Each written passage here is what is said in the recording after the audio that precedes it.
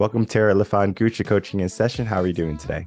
Good. Thank you so much for having me. Of course, thank you so much for coming on today. I have you as a confidence coach, and we're going to be talking about confidence, everything about it. How do we get it? And confidence is one of those secret ingredients for success, happiness. I know we're going to be talking about that, but many people lack confidence today. They might have some fear, some doubts, some anxieties. And today, I hope we can talk about all that and how to alleviate that in our listeners' life, because it's important to apply confidence, but we first have to know how to do that. So, in your own words, Tara, can you please tell the world who you are, what you do, and how you help them? Sure. So my name is Tara LaFon Gooch. I'm a CEO of a company called Best Branding Solutions.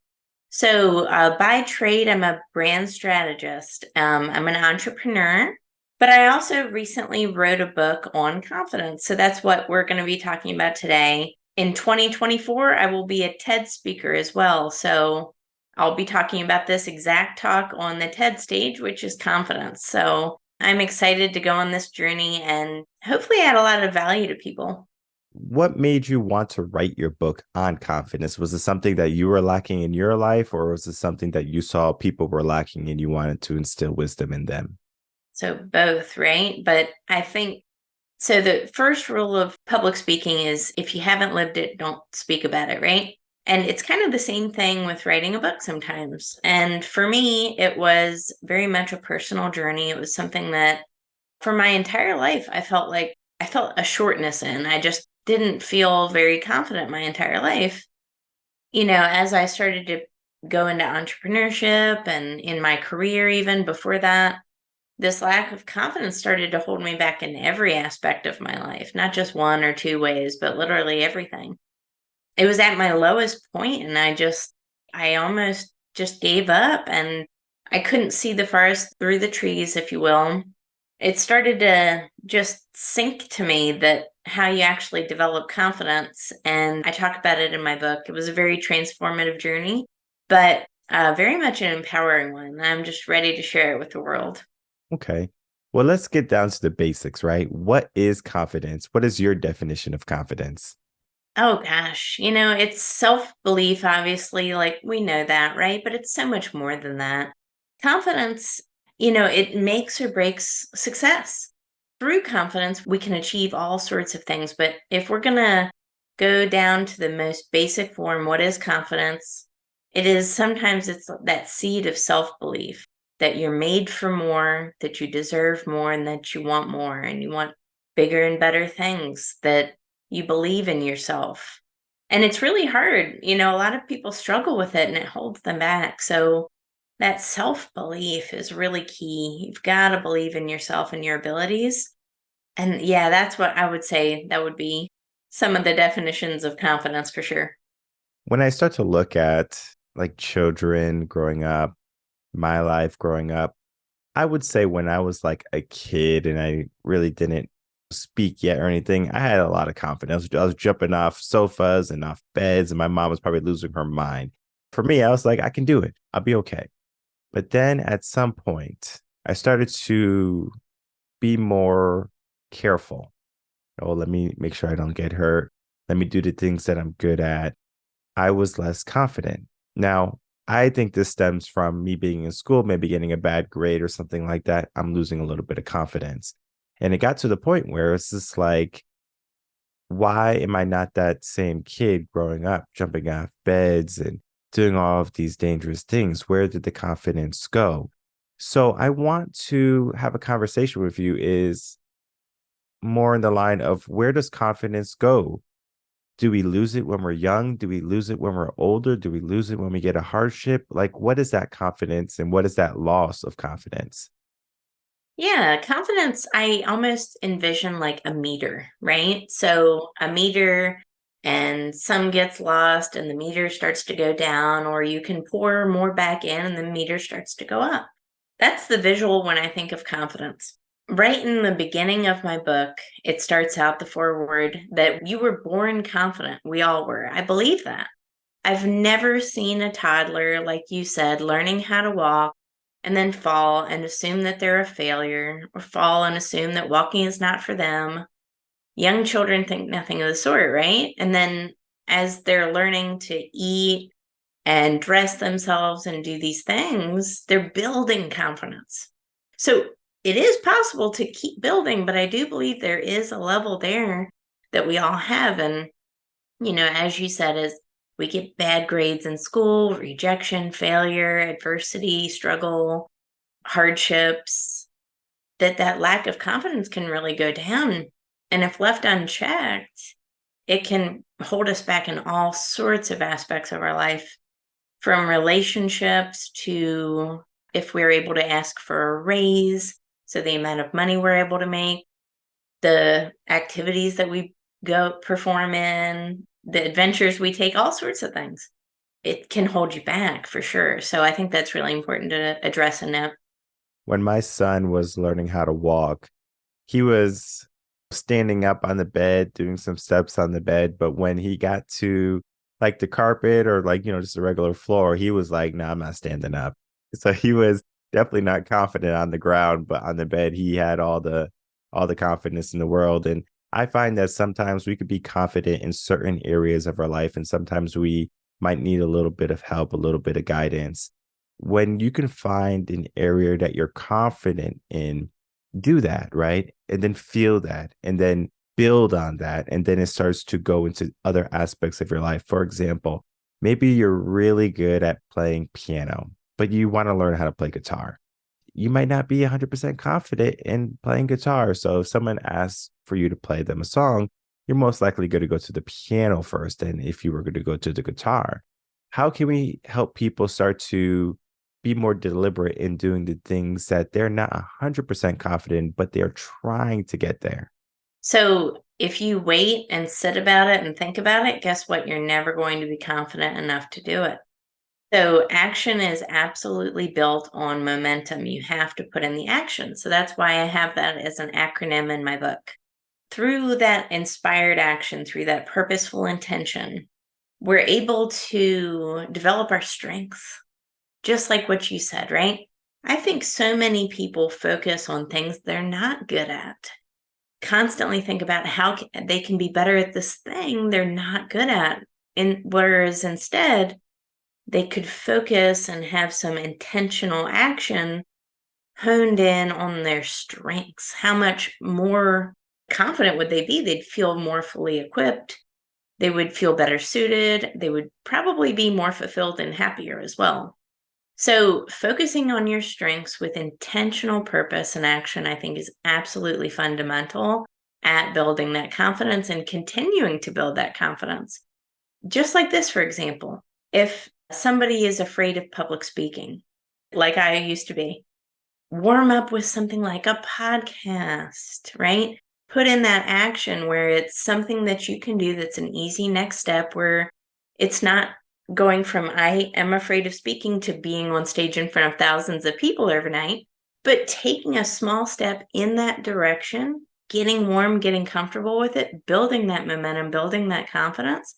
And then all of a sudden, when you get to that point when you're ready to be on stage in front of thousands of people, you feel like you're supposed to be there. You feel confident. You don't feel like an imposter. You feel like this is the next step now. That's what it's all about. It's almost similar to like swimming. I was a swim coach for some time. Even when I was learning how to swim, I remember one moment, I was like probably 7 years old. It's like etched in my brain, where we went to Florida for a vacation, Disney World, Universal, all of that. We had rented a home and the home had a pool. So the first thing we did when we got there was take off our clothes, put on our swim trunks, and went to the pool. And I remember my brother knew how to swim at the time, and I kind of knew how to swim. So my brother was like, jump in the pool in the deep end. And I was like, no, I'm not jumping in the deep end, because I don't know if I can swim. And I don't even think there was any adults watching us. I can't even like imagine like they would let me do that, but I think they were somewhere around. So I was like, oh, so I ran over and I jumped into the shallow end where I could touch the ground.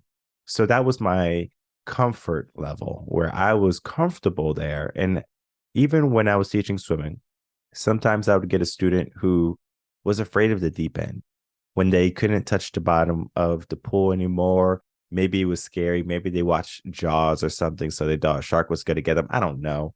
But what I can tell you is that there was a fear there of something that they created. They could probably swim, no problem, in the shallow end. But the moment you took them to uncharted waters where it was a little bit deeper, for some reason, their mind did something where it was just like shutdown mode.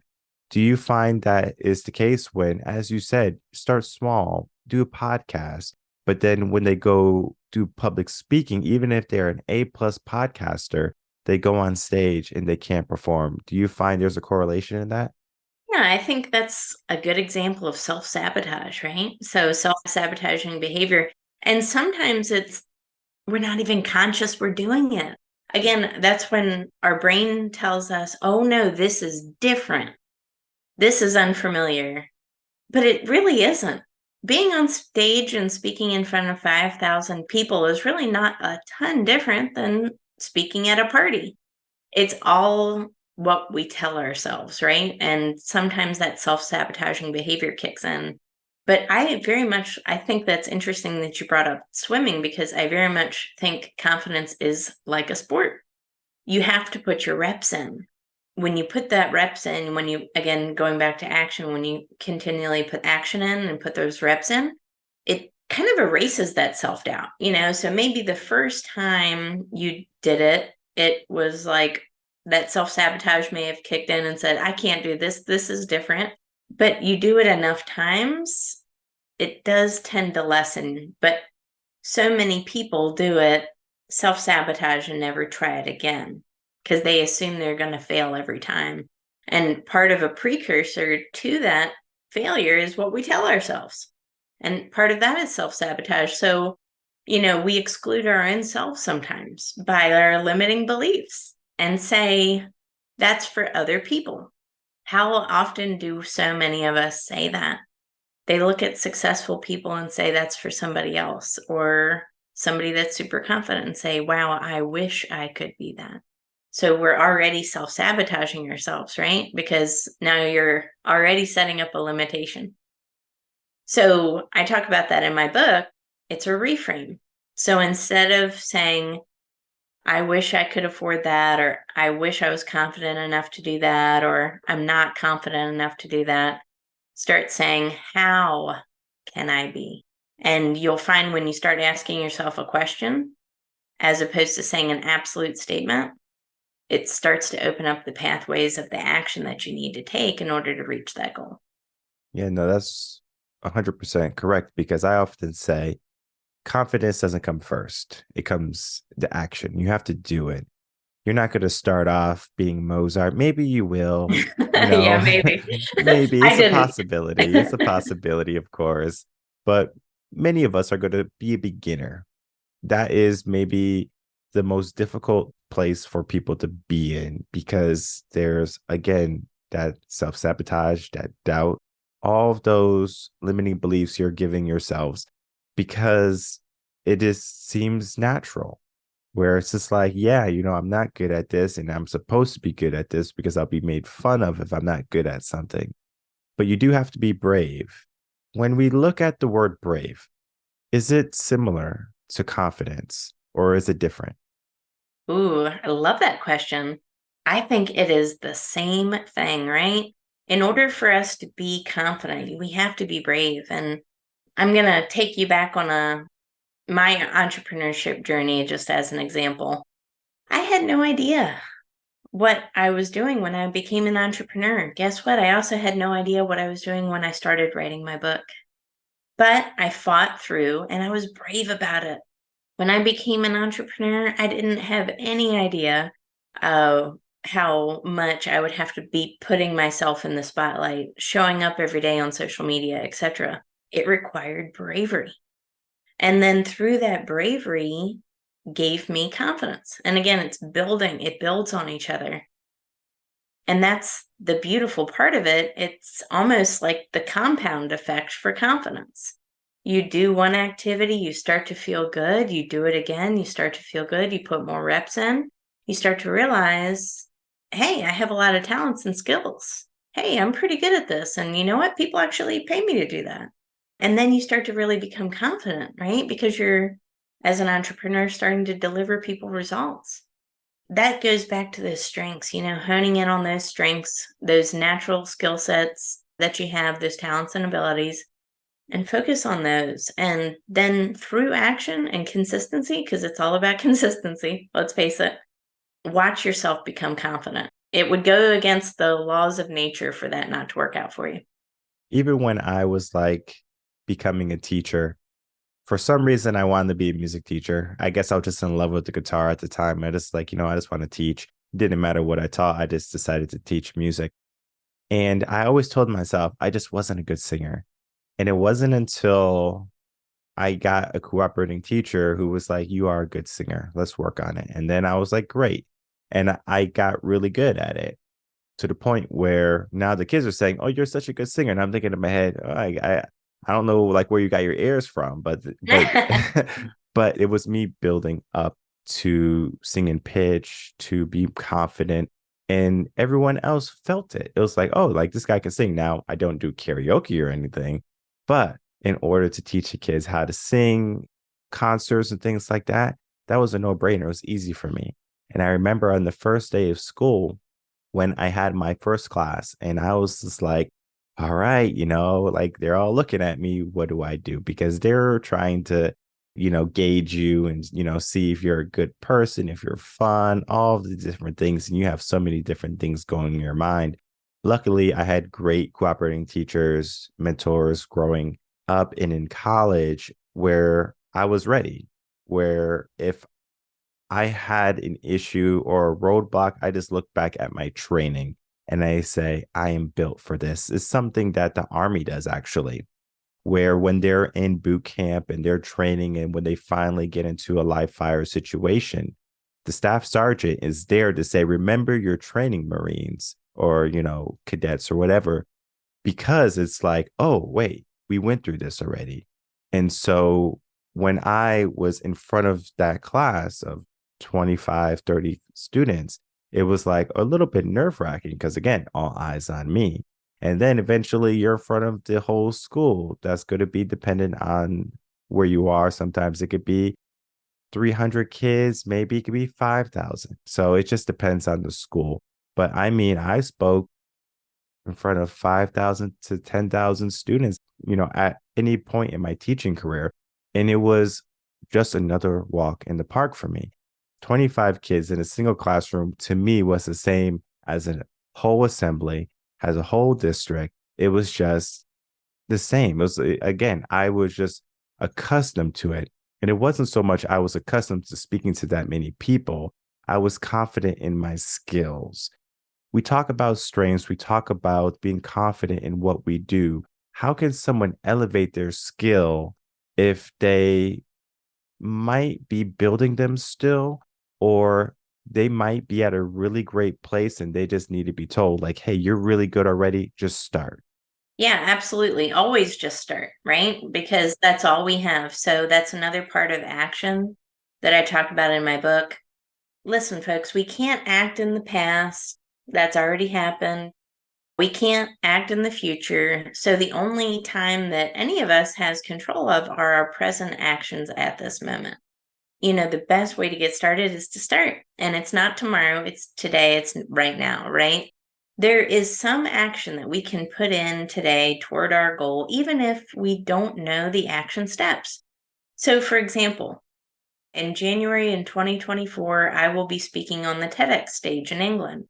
How am I preparing for that? Well, mentally, I'm rehearsing in my head. I'm doing mental rehearsals. I'm practicing, just like you said. I'm going through a training. I'm putting my body through a training. I'm working out. I want to be in the best shape of my life when I go on that stage. But I'm also rehearsing and I'm thinking visually as well and imagining myself delivering an impactful speech. I'm imagining the ending and people standing up and applauding me. I'm imagining what opportunity that's going to lead to. So it's, while I don't know all of the next steps, I'm putting in the activity, I'm practicing visualization, I'm putting myself through practice, but I'm imagining the best outcome. I think that's so key because How often do we imagine all the worst case scenarios? Every single one, the worst possible ones, like horrific things, right? As human beings, we actually imagine this stuff. What if we can replace those negative thoughts with empowering ones? So that's something that I teach to help people, is replacing the negative thoughts that everybody has. I think statistically we have 40,000 negative thoughts a day, teaching them how to reframe those negative thoughts into empowering ones. And it changes the trajectory ultimately of your life. Yeah, vision or having a vision or being able to visualize is so important when it comes to our goals, aspirations, something coming up like your TEDx talk. And it's going to be amazing. I already know because you're doing the work, right? And many people, they want to do the work. They have the best intentions. I know they do, but Yeah. sometimes they wait because it's not perfect yet. It's like, I want to start a business. I just don't know how to do accounting yet. Let me go to accounting class. Let me read this book. And they delay. And before you know it, 5 years have gone by. They have not started their business. They have not written their book. They have not applied for their TEDx talk because they felt like they are not ready. I will say that it is difficult to do it by yourself when you're going against that internal dialogue in your mind saying you're not ready. I said it when I was a teacher, right before I was going to graduate. I said, I'm not ready. And my teacher says, oh, no, you are. And it was that from a coach, from a mentor, from someone who has done it, saying I was ready. And I find that to be so empowering. Your work as a confidence coach, it's more than just telling people what confidence is. It's more than just saying, oh, these are the steps to be confident. This is the acronym of confidence. What is the life changing aspect of someone going from fear to confidence?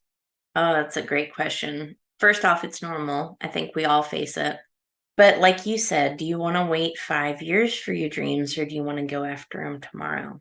A lot of people have the best intentions. They want to go after those big dreams, those big goals, those big aspirations, but fear and some type of limiting belief are getting in their way. It's blocking their success. So for me, I like things as fast as possible, right? I don't know about you, but that's just how I am. So I don't want to wait a long time. I really don't. I like things as fast as possible, and I want abundance to constantly be coming my way. So you can only do that if you're confident. I think that just makes good sense. If you're not confident, guess what's going to happen to you? The opportunity of your life could come to you, but you're going to do exactly what you said earlier, which was, I'm not ready. Guess what? There are no ducks. There is no row. Whoever said that is just full of it, right? We're never going to have all of our ducks in a row there. It doesn't even exist. You have to start. And sometimes you start before you're ready. So, for example, this book, before it was even finished, I landed a TED Talk based on my book. Before it was even finished, I appeared on Fox News talking about my book. Why would I do that? It's not even finished. Well, how else am I supposed to get the word out? If I would wait until the day it was published, hey, by the way, I have a book, how much more work am I going to have to do marketing it? And then I have no third party credibility going into my book. So it's already been on major things and it's already gotten recognition. So it seems like it's been out for a year now. Sometimes you just have to start before you're ready. And part of being a coach is helping guide my clients to take away the blockages and their excuses that are impacting their life so that they can actually live on purpose. I want to touch on the premise of procrastination because I think that's an aspect also. And then I also want to talk about the aspect of discipline. So if you can mix those two together, that would be amazing. I love that. I will start with discipline first because that's number 2 in my acronym, which is responsibility. So, responsibility, it's a responsibility ownership mindset. It's a discipline. Again, this is reps. This is a lifestyle change. So, this is not something that you go through and that you're done and then you forget about it and you move on with your life. This is a way to something you need to do for the rest of your life, right? So that responsibility is an ownership mindset that says that when those negative beliefs, self-doubt, self-sabotaging behaviors, things like that, procrastination, start to creep in, and we have to stop it. We have to be an owner of our own realities. Going back to procrastination, yes, absolutely. So it's all about how bad you want something. Do you want it in 5 years or 10 years? Do you want to start living your life in 20 years? What if you started living your life in 50 years? The average person doesn't fully feel confident until they're in their 60s. Think about that. Do you want to go the rest of your good youthful days not feeling like the best version of yourself? I don't. So procrastination is not going to get us anywhere. We have to act. And that's why I said we can't act in the past or the future. It's got to be today. Yeah, no, wow, 60. Waiting till you're 60 to be confident. I mean, I didn't even think people would wait past like they're 30. Think about that. How much of our lives are we living somebody else's dream, right? How many relationships are we feeling stuck in, or toxic work environments that we feel obligated to stay in, or friendships that aren't healthy and helpful? And we're all this while living someone else's dream. And then when we start to retire, see how that confident, and it's like, wow, I couldn't wait. I don't want to wait that long. I want to be confident today, and I want to continue to become more confident. Well, listen, I don't want anyone living life or listening to this episode to wait any longer. I want you to take action today. I want you to understand and realize your dream and say, you know what? I might have been afraid in the past, but I'm going to take some actionable steps. How do I do that? Right. I think the best thing a person can do, especially if they're trying to be more confident, if they're trying to take more good action, they need to know how to do it. And the best way to do that is to get a coach, to get a mentor, to get a guide, just like yourself, helping people with confidence understand it and reach it. It is so powerful when you can realize that you are powerful. As we begin to wrap up, I would love to have some final words from you, Tara, and then please tell the audience where they can find you. Absolutely. So, final words is the seed of confidence is within you, and any amount of success that you think is possible. I mean, it's all possible. I'm telling you right now. In 15 months, I went from the lowest point to where I am today. And I did it because every single day I sought self-improvement. And it was 1%.